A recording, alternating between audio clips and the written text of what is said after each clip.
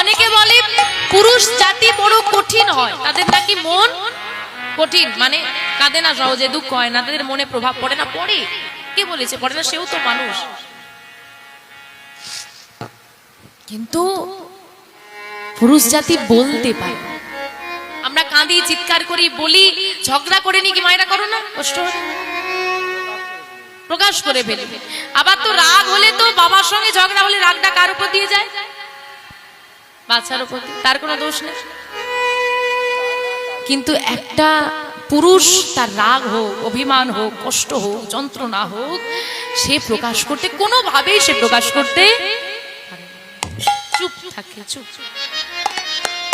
তাদের কষ্ট প্রকাশের একটাই মাধ্যম নীরবতা। জেনে রাখবেন, কোন পুরুষ যদি চুপ থেকে যায় তার মানে তার যন্ত্রণাটা প্রবল। কেঁদে নিলে কষ্ট হালকা হয়ে যায়, যে কষ্টে কাঁদা যায় না সে কষ্ট বড় বড় কঠিন। এটা কবে থেকে হয়? পুরুষের বুক ফাটে তবু মুখ ফোটে না, ওই রামায়ণ থেকে। ওই রামায়ণে রাবণ রাজার সঙ্গে শ্রী রামচন্দ্রের যুদ্ধ বাঁধল, তাই তো? রাবণ রাজার পক্ষে থেকে যারা যারা এলো রামচন্দ্রের কাছে তারা পরাজিত হলো। আর যুদ্ধ করার মতো কেউ নেই। কে যুদ্ধ করবে? সবাই পরাজিত। যুদ্ধক্ষেত্রে নামবে একটা ছোট্ট ছেলে, ছেলেটার নাম তরণী সেন।